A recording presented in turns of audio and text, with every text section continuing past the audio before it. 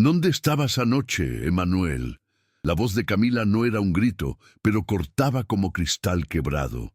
Estaba sentada junto al ventanal del estudio, la silla de ruedas firmemente anclada en el suelo, las manos tensas sobre los reposabrazos. Él evitó su mirada. Su corbata estaba mal colocada, su camisa arrugada y un leve rastro de perfume femenino todavía flotaba en el aire entre ellos. Camila lo olió, lo reconoció. Paula. Sintió cómo la sangre le bajaba del rostro mientras su corazón latía como una alarma interior. No necesitaba una confesión.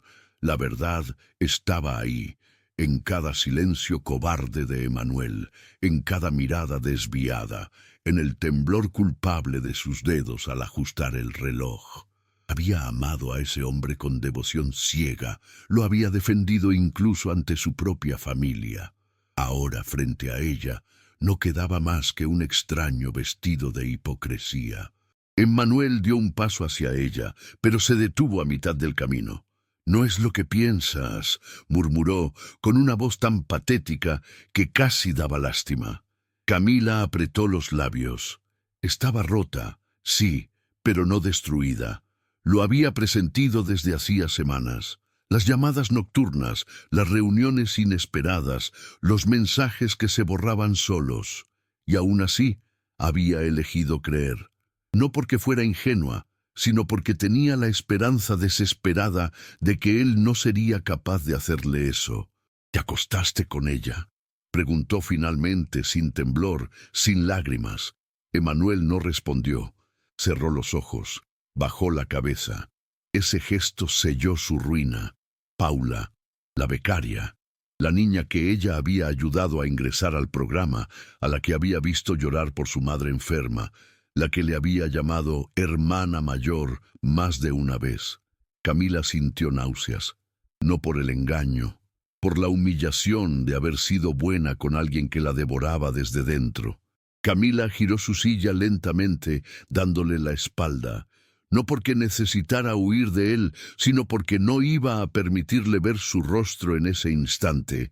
No merecía su dolor, su rabia, ni sus lágrimas. Observó su reflejo en el ventanal, su cuerpo delgado, el pelo recogido con la misma firmeza con la que había construido su vida, las ruedas negras que ahora eran su soporte y su sentencia.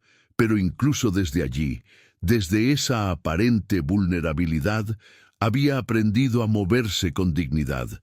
Respiró hondo.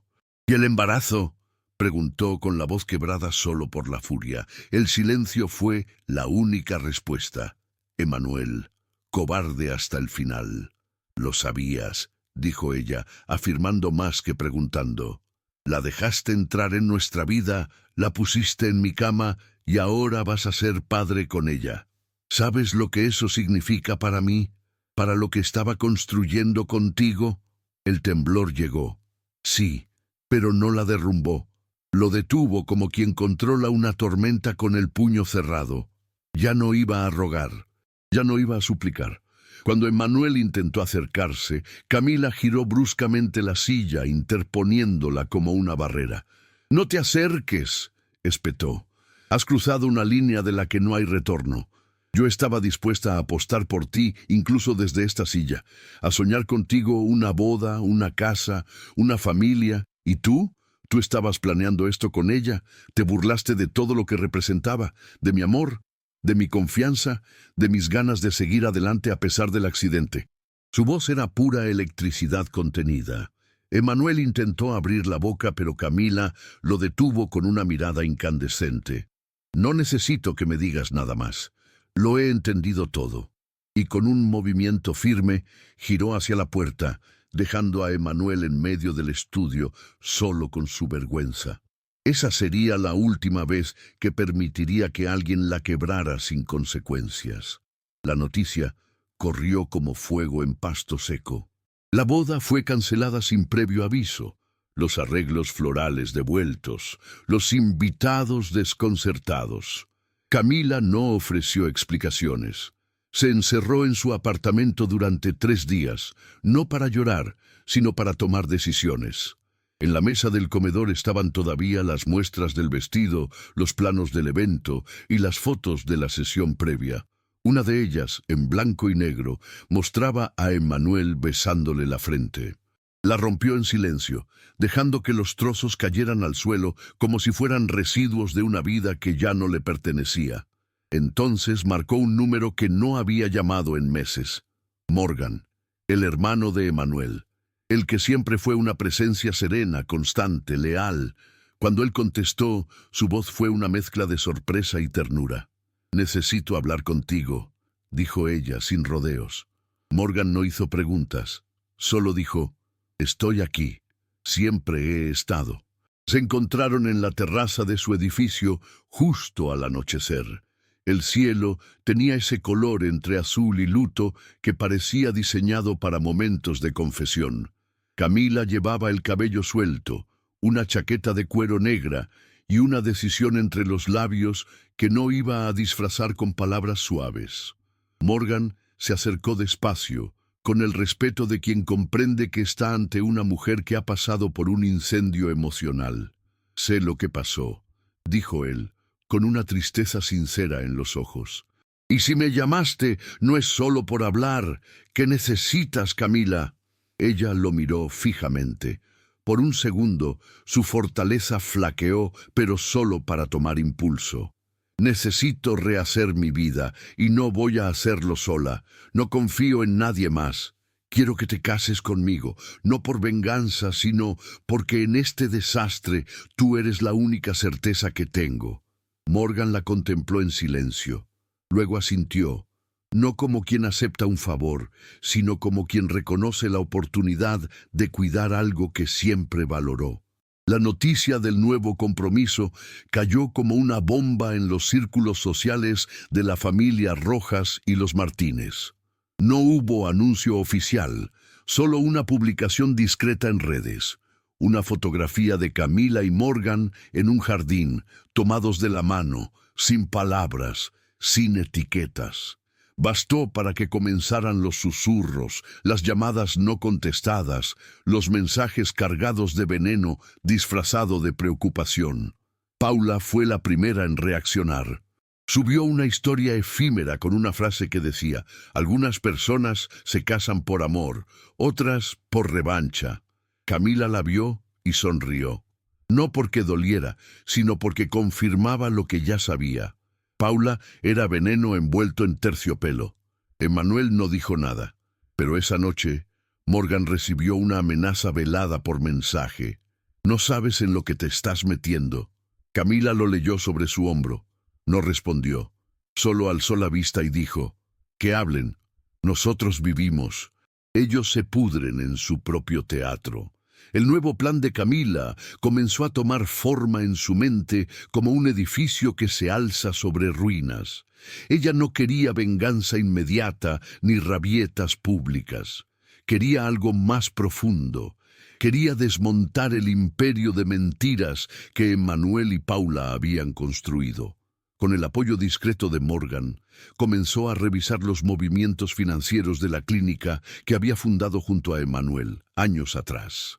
Aunque había delegado la gestión operativa tras el accidente, conservaba derechos sobre el acceso financiero. Lo que encontró fue un patrón irregular de transferencias, pagos duplicados a proveedores inexistentes y un flujo constante de efectivo hacia una fundación sospechosa llamada Renacer Esperanza. Un nombre irónico. Paula figuraba como presidenta honoraria. Camila sintió un escalofrío. No era solo una traición amorosa. Era corrupción, crimen, uso indebido de fondos médicos para prácticas ilegales. Ya no se trataba de su dignidad. Era una cuestión de justicia. Durante días, Camila se sumergió en informes, facturas y correos electrónicos archivados. Era como volver a aprender a caminar, pero esta vez con papeles en lugar de muletas. Morgan le facilitó acceso a sus contactos en fiscalía y a una amiga perita forense que validó las evidencias. Lo que estaban construyendo no era solo una denuncia, era una trampa legal meticulosamente diseñada. Paula y Emanuel no solo desviaban fondos, también estaban vinculados a clínicas clandestinas donde se practicaban abortos ilegales bajo condiciones deplorables. El dinero, las vidas de mujeres vulnerables, todo había sido instrumentalizado por ambición. Camila, desde la profundidad de su rabia, sintió también un nudo de compasión por aquellas víctimas invisibles. Ella no podía caminar, pero podía alzar la voz, y lo haría, con precisión, con pruebas, y cuando el mundo menos lo esperara. «Esta no será una guerra sucia», le dijo a Morgan. «Será una cirugía limpia, y cada corte tendrá su propósito». La gala benéfica fue el escenario perfecto. Cada año, la Fundación CR organizaba un evento de alto perfil para recaudar fondos destinados a la salud reproductiva de mujeres en situación de riesgo. Camila no había asistido desde su accidente, pero esta vez no solo asistió, fue la anfitriona. Apareció en un vestido rojo escarlata que contrastaba ferozmente con su silla de ruedas, desafiando cada mirada de lástima con una elegancia feroz. A su lado, Morgan irradiaba serenidad y respeto sin tocarla más de lo necesario, dejándola brillar sola. En la sala, Paula y Emanuel llegaron tarde, como si aún creyeran que dominaban la narrativa. Ella con un vestido blanco, él con su sonrisa de siempre. Camila los observó desde la distancia, sin parpadear. Esa noche, el poder cambió de manos sin que nadie lo notara al principio. Pero bastaría una sola presentación, un video bien editado, una carpeta con pruebas, para derrumbar el castillo de mentiras, y ella ya tenía todo preparado.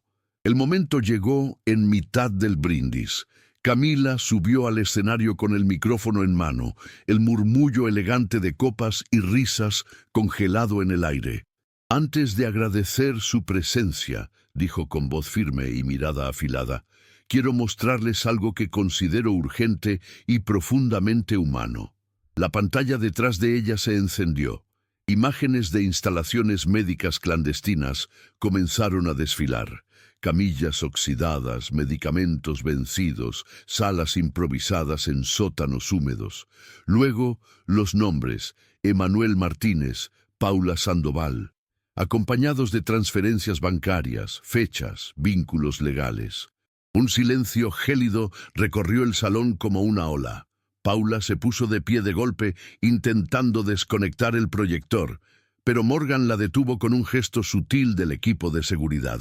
Emanuel no se movió. Su rostro había perdido el color. Camila no lloró, no vaciló, solo habló. «Este es el verdadero rostro de la filantropía que algunos aquí practican. Yo he sido engañada, usada, traicionada. Pero también he aprendido que la verdad, por más dolorosa que sea, tiene el poder de restaurar lo que parecía perdido». Al bajar del escenario, las cámaras ya estaban captando cada segundo. Algunos aplaudieron tímidamente, otros miraban a su alrededor buscando la salida. Paula gritó que todo era falso, que Camila lo había inventado por despecho, pero nadie escuchó. El peso de las imágenes, los datos y la seguridad del tono de Camila eran imposibles de negar.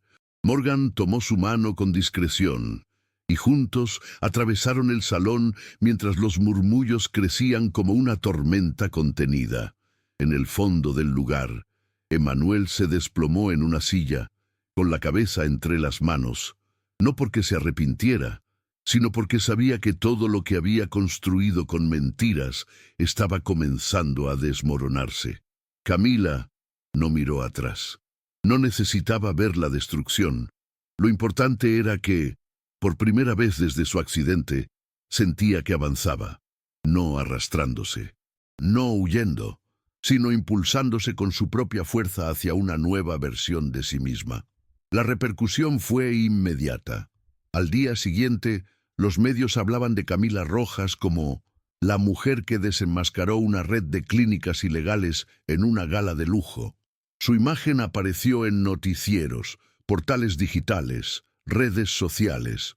Algunos la llamaban valiente, otros oportunista, pero nadie pudo ignorarla. Las autoridades, Iniciaron investigaciones, congelaron cuentas, emitieron citaciones. Emmanuel intentó aferrarse a sus contactos, a sus influencias pasadas, pero su nombre ya estaba manchado. Paula desapareció de la esfera pública durante varios días. Camila, en cambio, dio una entrevista exclusiva. No lloró, no atacó, solo relató lo sucedido con una serenidad que desarmaba a cualquiera. «No quiero que me vean como una heroína», dijo. «Solo hice lo que cualquiera haría si tuviera la verdad en las manos y el alma llena de cicatrices. Porque sí, me duele, pero no voy a quedarme en el dolor. La vida me puso en una silla. Ellos quisieron enterrarme emocionalmente. Ninguno lo logró. El verdadero clímax, sin embargo, no ocurrió ante las cámaras. Llegó una noche cualquiera, cuando Camila recibió un mensaje inesperado. Era de Luis, un antiguo amigo de Emmanuel, alguien que siempre se mantuvo al margen. El texto era breve. «Necesito verte. Es sobre Paula». Morgan dudó, pero ella aceptó. Se encontraron en un estacionamiento subterráneo, de esos que huelen a humedad y tensión. Luis parecía nervioso, cargando una carpeta y un celular. «Paula no está huyendo», dijo sin rodeos. «Está preparando algo. Ella nunca quiso solo destruirte. Quería reemplazarte desde el inicio». Camila frunció el ceño. Luis le mostró una serie de audios donde Paula hablaba con alguien más, revelando un odio visceral hacia Camila. No era solo envidia, era una sed de venganza heredada. Su familia... Hubo un conflicto con los Rojas hace años. Tu madre despidió a la madre de Paula, la dejó sin nada. Desde entonces, ella juró que te haría pagar. Camila sintió el peso de generaciones cayendo sobre sus hombros. La historia no era solo suya, era una cadena. Camila no respondió de inmediato. Se quedó mirando los audios reproducirse una y otra vez, como si en cada repetición pudiera encontrar una fisura, una prueba de que todo aquello era una exageración. Pero no la había. Paula hablaba con calma, casi con dulzura, mientras describía cómo se había infiltrado en su vida, cómo había estudiado sus hábitos, cómo había seducido a Emmanuel no por amor, sino por estrategia. Ella me dio una beca, y yo le quité la vida perfecta. Justicia poética, ¿no?, decía una de las grabaciones. Camila sintió un frío espeso recorrerle la espalda. Las piezas encajaban, el acercamiento forzado, las preguntas indiscretas, el afecto sobreactuado. No era una joven en busca de ayuda. Era una enemiga con piel de víctima. La furia le palpitaba en las sienes, pero esta vez no era ciega. Era clara, sólida, aterradora en su precisión. «Gracias por decírmelo, Luis», murmuró. «No lo hice por ti», respondió él. «Lo hice porque, aunque Emmanuel es un imbécil, lo que ella planea ahora es peor». Al regresar a casa, Camila repasó todo lo que sabía. La traición amorosa, el fraude financiero, la humillación pública, la sed de venganza intergeneracional. Paula no era solo una rival, era un reflejo oscuro de todo lo que Camila había querido ignorar. El legado de su familia, las heridas no cerradas, las consecuencias de decisiones que ella ni siquiera había tomado. Pero si Paula quería guerra, la tendría. No con gritos, no con escándalos, con inteligencia, con estrategia. Esa misma noche, Camila comenzó a planificar. Convocó a su abogado, reactivó antiguos contactos, preparó un comunicado legal, anticipando las posibles represalias que Paula podría intentar. Morgan la observaba desde el umbral, sin intervenir. «¿Estás segura de que quieres seguir por este camino?», preguntó con una mezcla de respeto y temor. Camila levantó la vista. «No se trata de querer», dijo.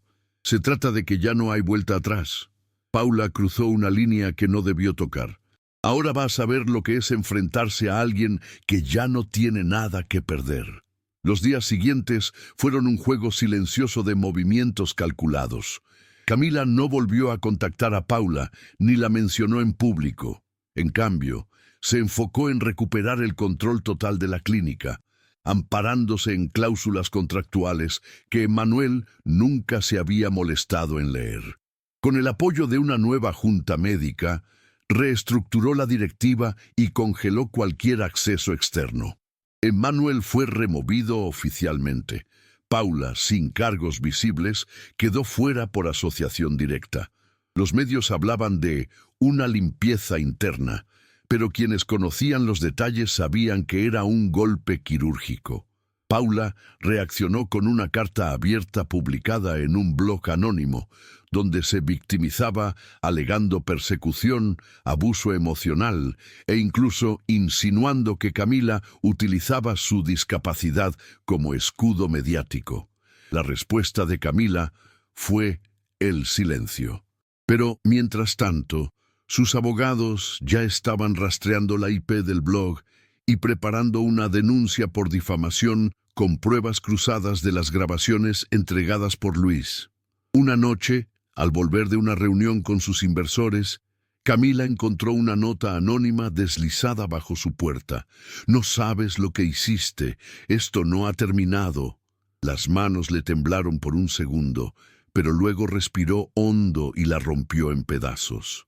Paula ya no le inspiraba miedo, le inspiraba lástima. Una mujer tan consumida por el rencor que era incapaz de detenerse incluso cuando ya había perdido.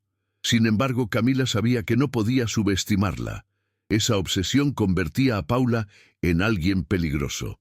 Decidió reforzar su seguridad personal, instaló cámaras en casa y pidió a Morgan que se mantuviera cerca sin dejar de lado sus propias actividades.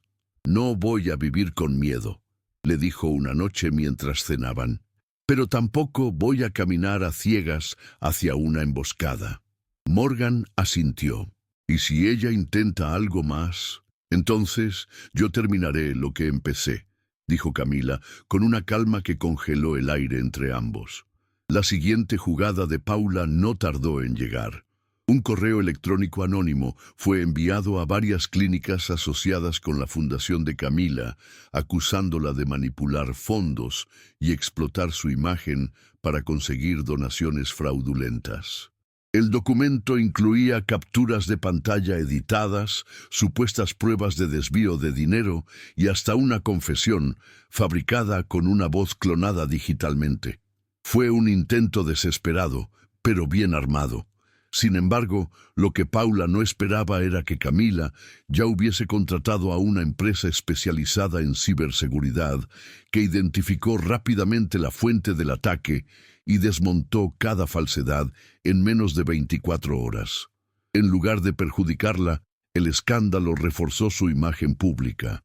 Las personas comenzaron a verla no como una víctima, sino como una mujer enfrentando una guerra sucia con inteligencia, sin perder la compostura. Camila convocó una rueda de prensa y habló directamente, con el rostro sereno y sin apuntes. «El que no debe, no teme», dijo. «Y yo no tengo nada que esconder, pero sí mucho que proteger». La rueda de prensa fue un punto de inflexión. El público, que había oscilado entre el morbo y la compasión, comenzó a mostrar respeto. Las donaciones a la fundación aumentaron. Camila recibió propuestas de colaboración internacional. Pero el verdadero reconocimiento llegó cuando una joven, víctima de una de las clínicas ilegales cerradas por la denuncia, le envió una carta manuscrita. En ella le contaba cómo su vida había estado en peligro y cómo, gracias a la intervención de Camila, logró recibir atención médica digna. «No sé qué te hicieron, pero gracias por no quedarte callada», decía el final de la carta. Camila la leyó sola, en su habitación, con la luz tenue cayendo sobre sus manos. Por primera vez en semanas, lloró. No de tristeza, no de rabia. Lloró porque, en medio de tanto caos, alguien había sido salvada. Y esa pequeña victoria, ese gesto anónimo, era más poderoso que cualquier venganza. Le recordaba por qué había elegido seguir luchando. Mientras el mundo exterior comenzaba a cambiar su percepción de Camila, Paula se desmoronaba desde dentro. Sus redes sociales fueron cerradas, su reputación académica se desvanecía y los rumores sobre una posible orden judicial comenzaban a circular. Sin embargo, ella no se rendía. Organizó un encuentro clandestino con Luis en un almacén abandonado, supuestamente para entregarle pruebas que podrían perjudicar a Camila. Lo que Luis no sabía era que Camila ya estaba al tanto. Había convencido a Luis de grabar todo, de actuar como si aún fuera manipulable. La cita fue fijada, y aunque Morgan se opuso al principio, Camila insistió en estar presente, no como espectadora, sino como protagonista. «Esta vez no necesito que nadie hable por mí», le dijo. «Quiero mirarla a los ojos y terminar con esto». El almacén olía a óxido y encierro. Las sombras se estiraban por las paredes como presagios. Camila llegó en silencio, oculta entre cajas, mientras Luis iniciaba la conversación. Paula entró sola, vestida con un abrigo gris que le daba un aire fúnebre. Miró a Luis con desconfianza, pero habló. «¿La grabaste?», preguntó, y al recibir un gesto afirmativo, asintió con satisfacción. «Perfecto. Si esto sale como planeamos, esa mujer va a desaparecer de la vida pública para siempre». Luis dudó un segundo, pero continuó con el juego. Camila, desde su escondite, escuchaba cada palabra.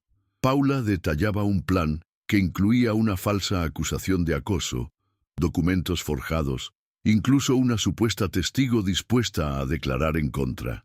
Cada frase era una puñalada nueva, pero también una prueba más. Cuando consideró que tenía suficiente, salió de entre las sombras con el celular grabando en mano. Paula se congeló. Luis retrocedió instintivamente. «¿Te sorprende verme?», dijo Camila, sin levantar la voz. «No vine a pelear, vine a verte caer con tus propias palabras».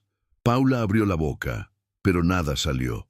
Por primera vez, el silencio fue suyo. Paula intentó recuperar el control, como si pudiera deshacer lo dicho con una sonrisa cínica. «Esto no tiene validez legal», soltó, dando un paso hacia Camila. «Nadie va a creerte. Estás en una silla, la gente te compadece, pero eso no te hace invencible». Camila no se movió, ni un centímetro. «No necesito ser invencible», respondió con una frialdad calculada. «Solo necesito ser más lista que tú». Y lo fui. Toda esta conversación está encriptada, firmada digitalmente y ya fue enviada a mis abogados. Si algo me pasa, tú y Emanuel serán los primeros interrogados». Paula palideció. Por un segundo, sus ojos buscaron una salida física, una rendija por donde escapar, pero el almacén estaba sellado y el tiempo de las excusas había terminado. «Te di oportunidades, Paula, más de las que merecías. Yo te vi como una hermana, te abrí puertas, te cuidé, y tú me convertiste en tu enemiga». El tono de Camila ya no era de ira, sino de profunda decepción. «No tienes idea del precio que vas a pagar por subestimarme». Luis rompió el silencio con torpeza. «¿Ahora qué hacemos?», preguntó, mirando a Paula como si ella ya no fuera una amenaza, sino un peso muerto. Camila giró hacia él, aún con el celular en la mano. «Tú desapareces de esto», le indicó. «Ya cumpliste tu parte». Luis asintió y salió rápidamente, dejando tras de sí un eco metálico de pasos apresurados. Camila se volvió hacia Paula por última vez. «No quiero verte nunca más», dijo. «No voy a perseguirte, no voy a destruirte, no por ti. Pero si te acercas a mí, a Morgan o a mi equipo, juro que cada palabra tuya será tu condena. ¿Está claro?». Paula no respondió. Solo bajó la mirada. La guerra había terminado. No con disparos, sino con la derrota absoluta de una mujer que había apostado todo al odio. Camila se dio la vuelta, empujó suavemente las ruedas de su silla y salió del almacén sin mirar atrás, dejando a Paula envuelta en su propia sombra. Los días posteriores al enfrentamiento fueron extrañamente tranquilos. Camila no celebró, no brindó, no escribió ningún mensaje triunfal. Sabía que las verdaderas victorias no siempre traen euforia, sino una paz áspera, como la brisa después de una tormenta que casi te arrastra. Morgan, atento pero respetuoso, le daba su espacio. Ella se dedicó a ordenar su casa, a limpiar archivos antiguos, a deshacerse de todo lo que le recordaba a Emmanuel.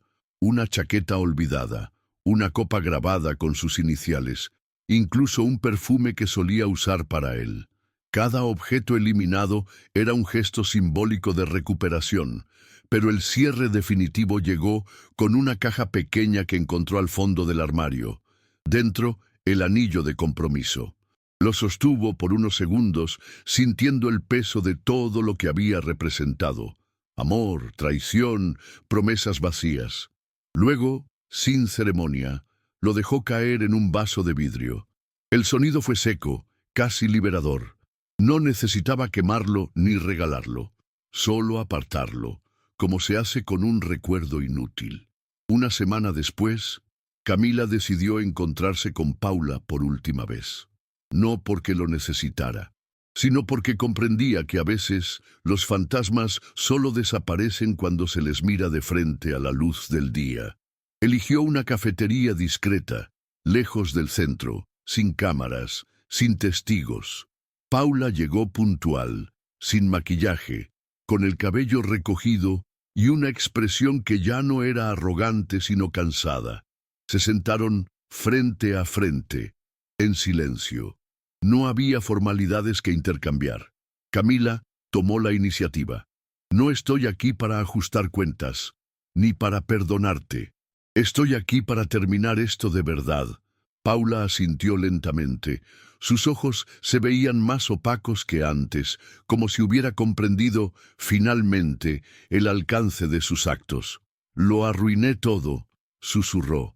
Quise hacerte daño porque pensé que tú habías destruido a mi familia, pero era yo la que estaba podrida por dentro. Camila no respondió. A veces no hacía falta hacerlo. Solo escuchar era suficiente. El silencio entre ambas se alargó, cargado de todo lo que ya no hacía falta decir.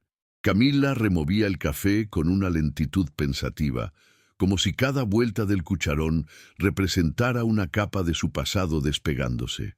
Paula, en cambio, se mantenía con las manos unidas, los nudillos blancos por la presión. «No espero tu perdón», dijo finalmente.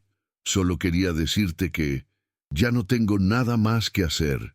Me voy a otro país, a empezar de cero». Camila alzó la mirada. Había dolor en esas palabras, pero no suplicio. Solo cansancio. «No me interesa a dónde vayas, Paula», respondió sin dureza, pero con firmeza. «Lo único que quiero es que no arrastres a nadie más en tu caída. Hay demasiadas ruinas detrás de ti. No sigas construyendo sobre eso». Paula bajó la cabeza. Por primera vez, no como una estrategia, sino como una aceptación real de su derrota. Era el final, y ambas lo sabían. Al salir de la cafetería, Camila sintió el sol en el rostro con una intensidad particular. No era más fuerte que otros días, pero esa vez lo notó, como si su cuerpo, después de tantas batallas, finalmente se permitiera registrar la luz sin desconfianza. Morgan la esperaba en el auto como siempre, sin preguntas. Ella se acomodó en el asiento y lo miró. «Se acabó», le dijo con una serenidad inesperada. Él asintió, tomó su mano y la besó suavemente, sin decir palabra. Camila miró por la ventana mientras el paisaje urbano pasaba en ráfagas borrosas. No era la misma mujer que, meses atrás, había descubierto una traición en su propia casa. Ahora era alguien que había sobrevivido al incendio y reconstruido los cimientos con sus propias manos. Con cicatrices, sí, pero firme, clara, dueña de sí misma. Y aunque no había justicia perfecta ni heridas sin eco, había algo más poderoso: la certeza de que nadie volvería a definir su historia por ella. El tiempo no borró lo ocurrido, pero le dio forma. Camila siguió adelante con la fundación, ampliando sus servicios a otras regiones del país. Comenzó a dar charlas en universidades, asesorar proyectos de ley sobre salud reproductiva y ofrecer empleo a mujeres en situación de vulnerabilidad. Su historia era conocida, pero no explotada. Nunca permitió que la convirtieran en una figura de mármol ni en un símbolo vacío. Ella hablaba con la verdad, con pausas que no escondían el dolor, sino que lo hacían comprensible. En cada presentación miraba a los ojos del público con la misma firmeza con la que se había enfrentado a sus traidores. Algunos lloraban, otros tomaban notas, pero todos salían tocados, porque su historia no era una tragedia, era una advertencia, una inspiración y una promesa. La de una mujer que incluso desde la silla de ruedas había aprendido a levantarse más alto que muchos.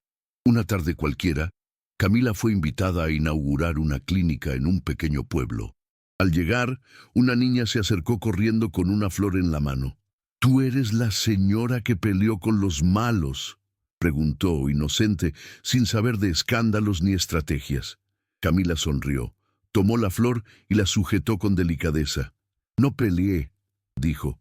«Solo me negué a quedarme callada». La niña asintió como si eso tuviera más sentido que cualquier otra cosa en el mundo. En ese instante, Camila sintió algo nuevo.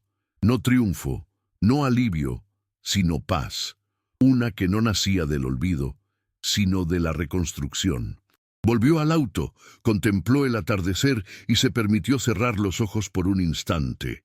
El pasado no desaparecía, pero por primera vez no pesaba.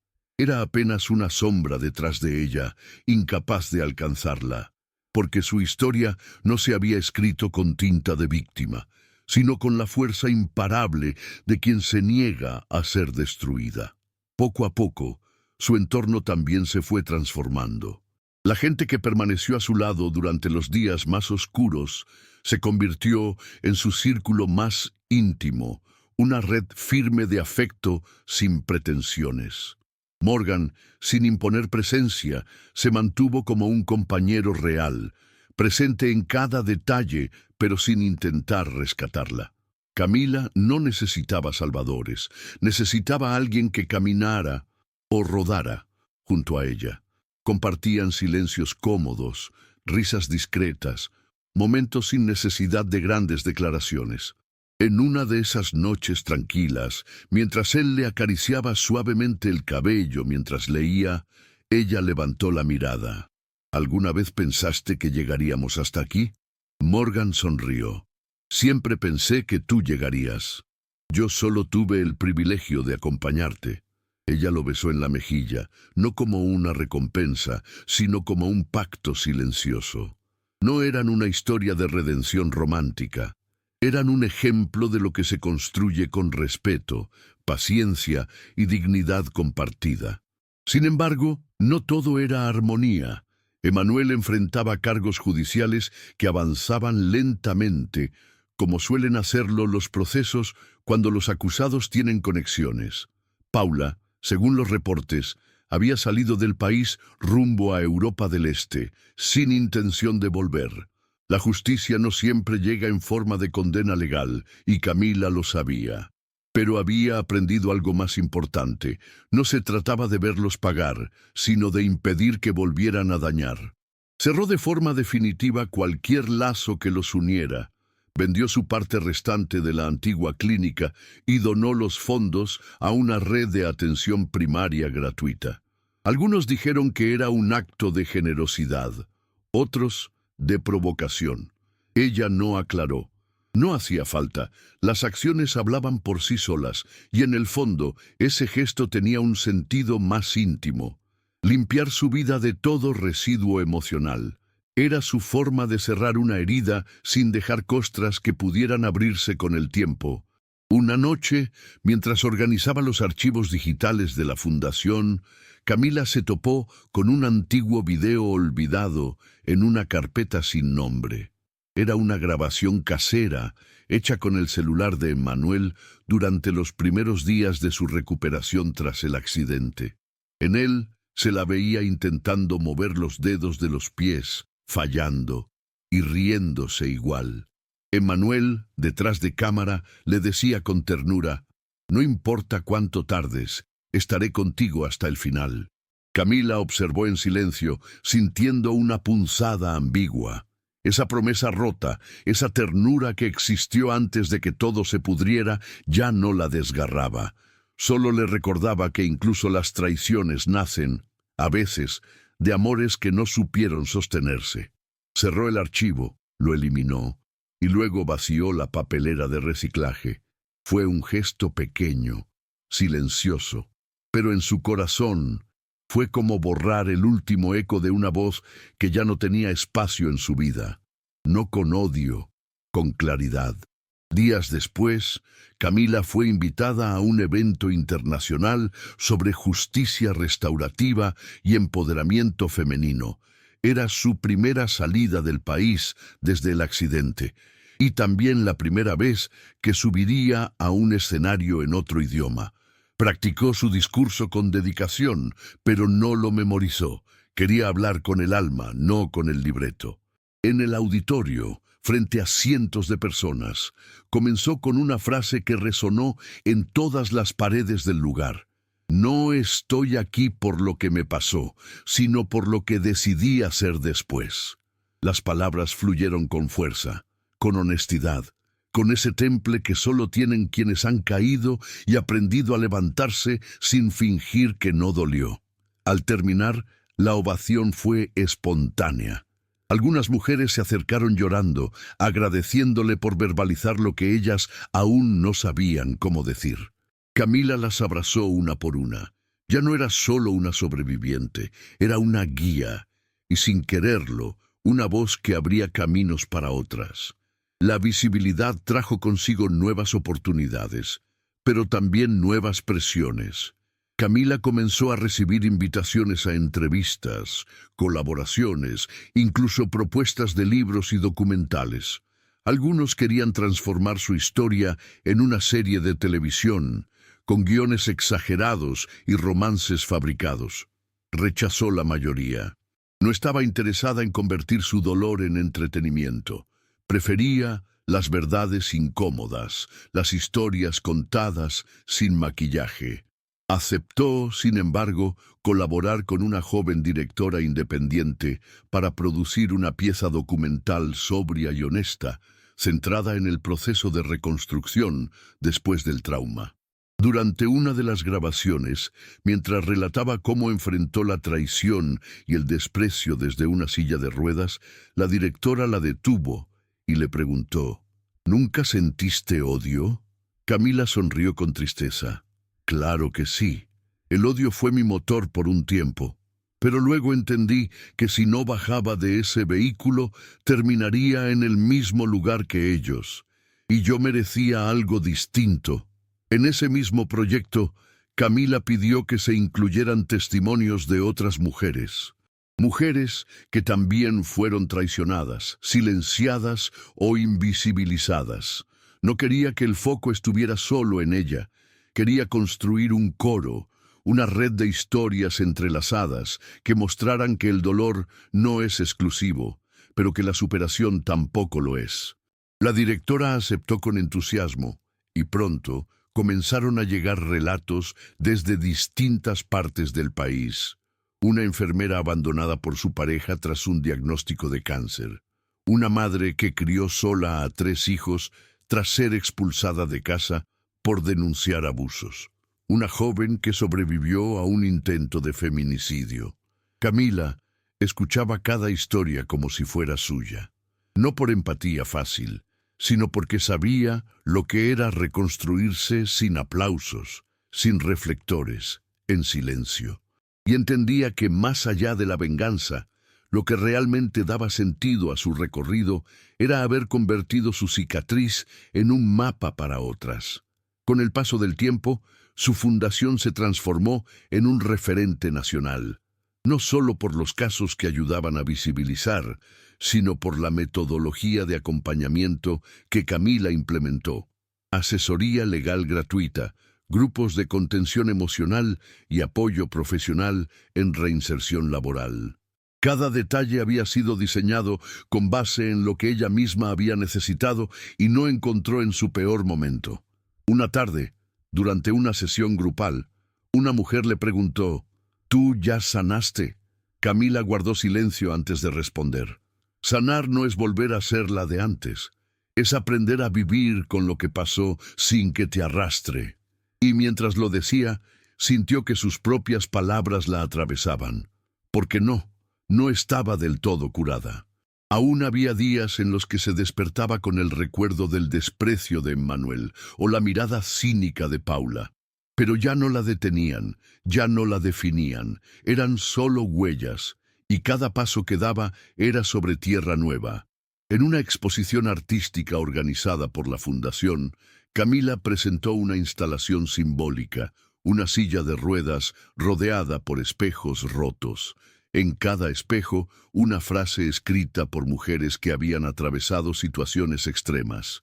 Sobreviví. Me creí débil, pero era fuego. Volví a empezar.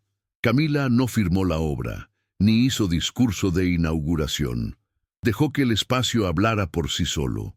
La instalación se volvió viral en redes sociales, con miles de mujeres compartiendo sus propias frases, llenando las paredes digitales de testimonios reales.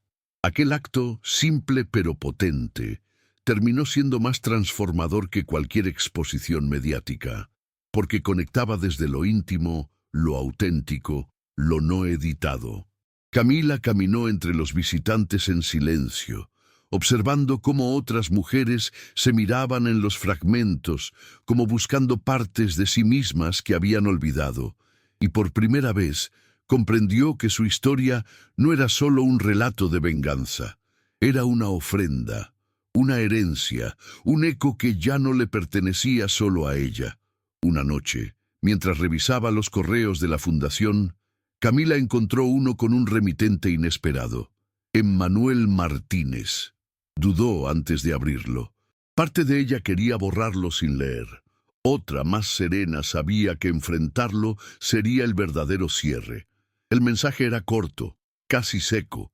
No pedía perdón, solo decía, quise odiarte por lo que hiciste, pero en el fondo sé que solo mostraste lo que yo escondía.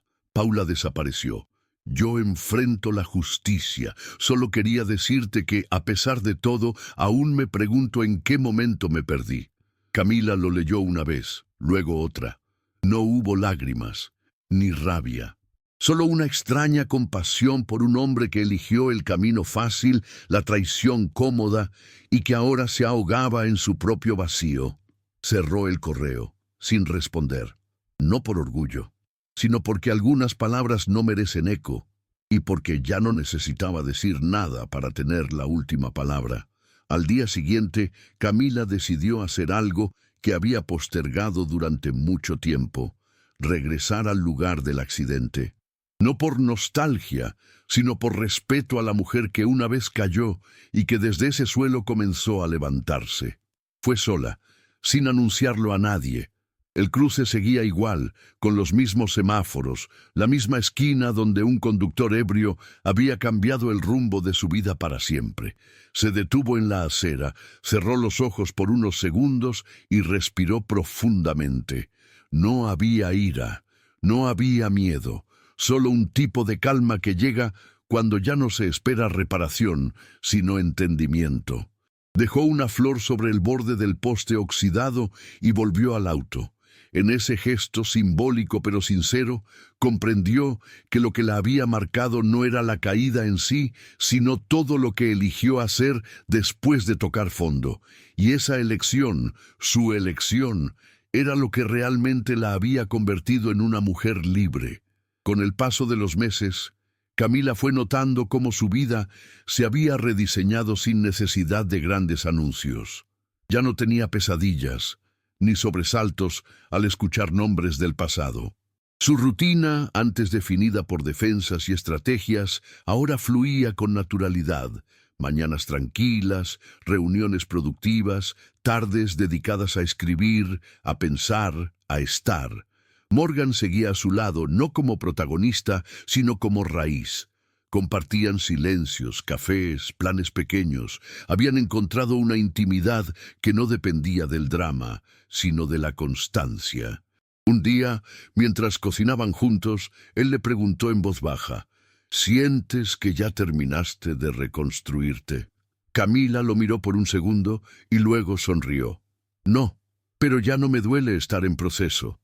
Y esa respuesta fue más honesta que cualquier declaración pública, porque no se trataba de llegar a una cima, sino de saber que el suelo que pisaba ahora era firme, elegido, propio. Una tarde lluviosa, Camila recibió la visita de una joven periodista que había seguido su historia desde el inicio. Quería escribir un perfil para una revista cultural, pero con una mirada distinta. No sobre la venganza ni la traición, sino sobre la mujer que emergió del incendio. «Quiero entender cómo se vive después de romperse tantas veces», le dijo la reportera, con humildad verdadera. Camila aceptó, a condición de que no hubiera dramatización ni fotografías posadas. Solo palabras. El encuentro duró horas. Hablaron de infancia, de miedos, de las veces que pensó en rendirse. Al final, la joven le hizo una última pregunta. «¿Qué aprendiste que nunca imaginaste aprender?». Camila reflexionó antes de responder. Que uno no necesita justicia para tener paz. Solo necesita poder mirarse al espejo sin agachar la mirada. Y al decirlo, sintió que esas palabras venían de un lugar tan profundo que ni ella sabía que existía. Era, quizá, su verdad más intacta. El artículo fue publicado una semana después con el título «Camila Rojas, la mujer que no pidió justicia para sanar». No fue una portada llamativa ni un texto lleno de adjetivos. Fue una crónica pausada, sensible, sin adornos. Y por eso mismo fue un impacto. Comenzaron a llegar cartas, mensajes, correos de mujeres y también hombres que se vieron reflejados en su proceso, no por lo que había sufrido, sino por la forma en que eligió no perpetuar el daño. Camila respondió algunos mensajes, pero guardó silencio ante otros. No podía cargar con todas las historias del mundo y había aprendido a poner límites sin culpa. Entendía que su relato ya no le pertenecía del todo. Era una chispa en muchas fogatas, un eco en otras voces, y eso le bastaba. No necesitaba más reconocimiento. Su mayor logro era haber redibujado su vida desde la ceniza, sin perderse en el fuego ajeno. Una mañana de domingo, mientras regaba sus plantas, recibió una llamada desde un número desconocido. Dudó, pero atendió. Era la madre de una joven que había intentado suicidarse después de una traición semejante a la que Camila había vivido. «Tu historia la salvó», dijo la mujer entre lágrimas. «No sé cómo agradecerte». Camila no supo qué responder al principio. Se apoyó contra la pared y miró al cielo, sintiendo una mezcla de vértigo y humildad. «No tienes que agradecerme», dijo con voz queda. «Yo solo conté la verdad, la tuya, la de ella, la mía. Al final no son tan distintas». Y colgó, con el corazón agitado. No por la responsabilidad, sino por la dimensión de lo que había construido, un puente invisible entre mujeres que, aunque no se conocieran, se reconocían en el dolor y en la fuerza que surgía después. Una fuerza que ya no se gritaba, solo se vivía. Con el paso del tiempo, Camila decidió documentar su historia por escrito, pero no como una autobiografía, sino como una guía emocional para quienes aún caminaban entre escombros. El libro no tenía capítulos cronológicos ni grandes escenas de clímax. Se llamaba Instrucciones para no desaparecer, y en él hablaba del día en que no pudo levantarse de la cama, del momento exacto en que dejó de amar a Emanuel, de cómo aprendió a usar la silla como extensión y no como cárcel. Escribía con una voz cercana, real, como si hablara a una amiga al otro lado de la mesa. La editorial dudó al principio, pero al leer el manuscrito comprendieron su valor. No era un testimonio para inspirar lástima, Era una estrategia de sobrevivencia emocional. Cuando fue publicado, el libro no lideró rankings ni ganó premios, pero fue pasado de mano en mano, leído en silencio, subrayado con lápiz, como se leen las verdades que duelen y curan a la vez. Un año después, Camila regresó a la misma fundación donde había conocido a Paula. El edificio seguía en pie, pero todo lo demás había cambiado. Nuevas caras, nuevos proyectos, una energía limpia. Fue invitada como mentora para un grupo de jóvenes becadas. Al entrar al salón, la recibió un aplauso espontáneo, cálido, sin pompa. Se sentó entre ellas, no al frente. Escuchó más de lo que habló. Al final del encuentro, una chica tímida se acercó y le dijo: «Me puse mi nombre en las ruedas de mi silla, como tú dijiste una vez, para que nadie me haga sentir que no me pertenece». Camila sonrió, conmovida hasta los huesos. «Eso es exactamente lo que quise decir», susurró. Y en ese momento supo que había cerrado el ciclo, no con venganza, no con victoria pública, sino con legado. Un tipo de justicia que no necesita tribunales, porque se siembra en la conciencia y florece en otras vidas. Meses después, mientras ordenaba documentos en su oficina, encontró una antigua carpeta con su nombre en letras doradas. Planificación de boda. Camila Anne Manuel. Por un segundo, el recuerdo fue punzante, como una espina olvidada bajo la piel. Dudó entre tirarla o conservarla como recordatorio. Finalmente, la dejó sobre la mesa, respiró profundo y la hojeó una última vez. No con tristeza, sino con distancia. Cada detalle que una vez le pareció perfecto, ahora le resultaba ajeno. Esa boda, ese amor, esa vida, ya no eran parte de ella. Al cerrar la carpeta, la colocó en una caja junto a otros símbolos del pasado y escribió con marcador negro una sola palabra: cerrado.